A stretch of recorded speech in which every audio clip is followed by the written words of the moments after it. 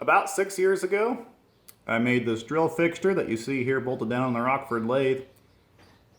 It's a fixture that holds my pneumatic drill and allows me to drill holes on the center of the shaft there without having to pull the shaft out and do a crazy setup in the drill press. This is the first one I made, and I made a mistake on it. I didn't get the front face quite right. So in this video, I'm going to take the fly cutter to it and make it true. But before I do that, I thought you might enjoy the video of making that because I didn't bring this video over to this channel. I have to apologize, it's only in 480p, but hey, 6 years ago, 480p was pretty darn good quality. I was happy making videos in 480 instead of 240 finally. And at the end of that video, I'll take the fly cutter to this and make it true and talk about what I'm doing. Well, I've had this idea floating around in my head for years of making a holder so that attaches a drill to the compound so I can drill a hole in a shaft perpendicular like this. I have the need to do this quite often. I never did try it on the little Atlas lathe because there's just not much room above the compound to your center line. I always would have to make something off to the side. So this idea has finally come to fruition since I have the Rockford out of storage, and since I have this grizzly drill with a metal collar. I can make something to put it up in here and drill myself a hole and be on the center line every time. That'll also save me a lot of frustration of trying to take the shaft out of here and setting it up in the drill press and getting back on the center line and drilling the hole.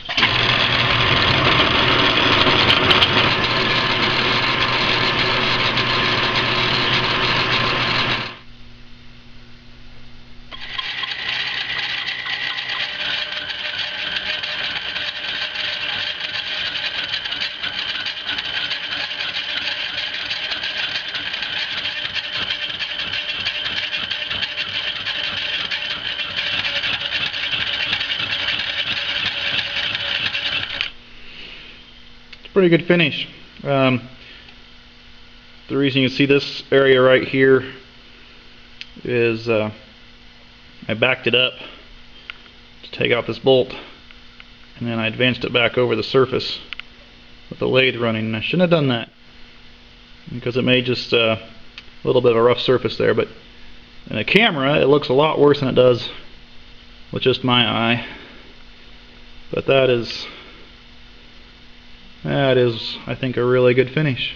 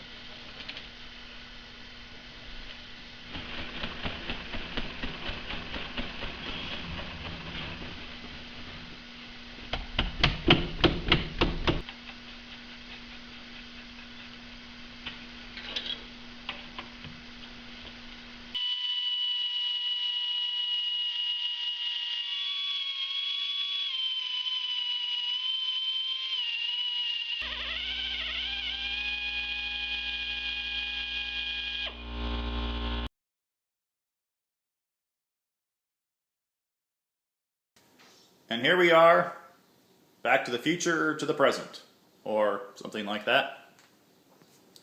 I didn't realize when I made this fixture how handy it would be to allow me to use the lathe as a drill press. And since I currently don't have a very big drill press, it's really important for me to use the lathe as a drill press.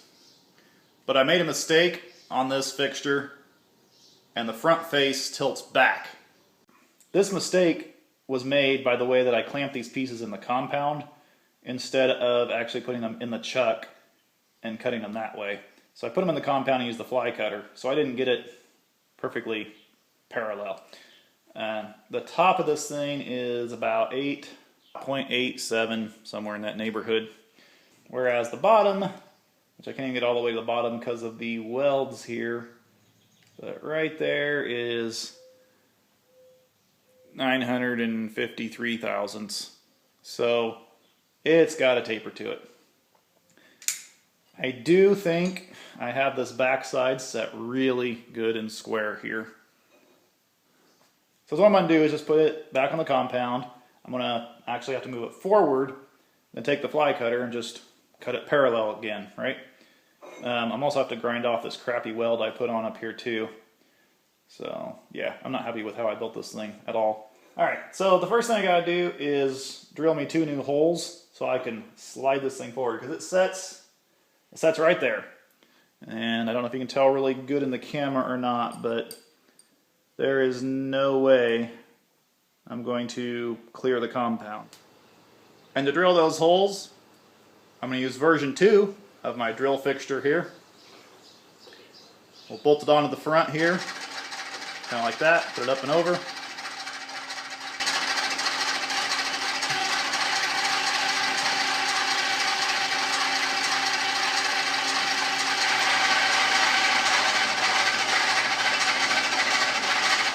I do have the cross slide and the compound gibs tightened down a lot, just FYI.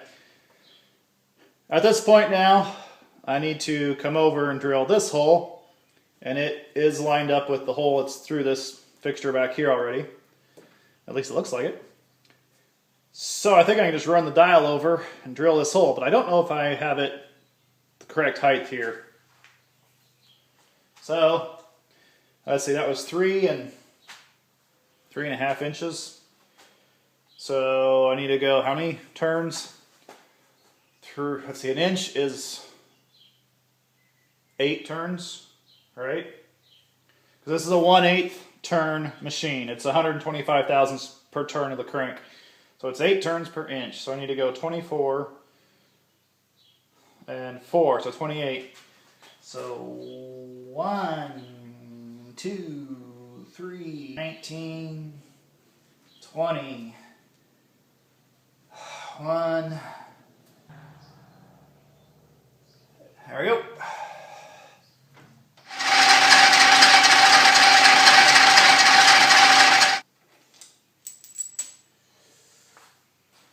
That's perfect.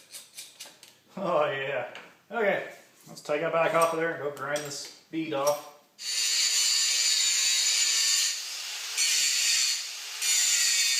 So straight up 17.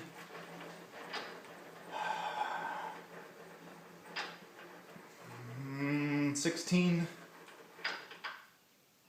and back to 17. So there's a little bit of a strange machine mark or something there, but most of it rolls right at 17 on the dial there, so that's close enough for me. This is my fly cutter we'll be using. It's a piece of 1 inch by 1.5 inch bar stock, 3/4 inch high-speed steel bit in it, round like that, and just a set screw in it. I don't even think I have a flat spot ground on that tool if I remember right. It actually stays all on its own. So anyway, I just clamped that in the chuck over here. Someone suggested when they saw this in one of the videos a while back that I actually go ahead and drill a hole in it and utilize the T-slot to secure it. And I think that's a really good idea. I should do that one of these days, but today is not that day.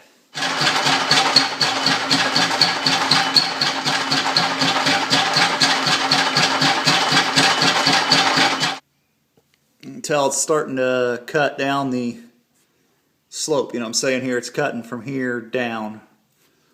It's a pretty good finish. I think that's getting all of it. I think I have it parallel this way now. We'll check it out here with the micrometer. Jim sent me this 0 to 1 inch stirrup micrometer. Thanks, Jim. So what I'm going to do is set it to where it touches here on this corner, and we'll just try to tighten it up, because there could still be a little bit of taper from top to bottom yet, because you know I can't guarantee you that this backside is perfectly parallel to the chuck. I need to measure the same distance down on this side and this side, so I know that I'm parallel this way. I'm probably talking too much. Here, bring you in here close. Is that on 18, right? It's just right, exactly on 18. If I could get the camera a little bit lower, you'd see that parallax looks like it's not quite 18, but it is. It's spot on 18 at there. I get in the same place. Let's see. Not quite to 19. So I am within a thousandths. I am very, very happy with that. It really doesn't need to be perfectly parallel this way, but it allows me to indicate on the back side here and know that the front side is where I need it to be, just in case, you know, I have some work or something on this side that I can't indicate off of. So that's awesome. I'm very happy with that. The next step is to clamp some metal in here and bore out a hole in it, because I need to make a part to pull out a shaft on my Kennedy Auto drill press that I just got. But that's going to be another video. So thanks for watching.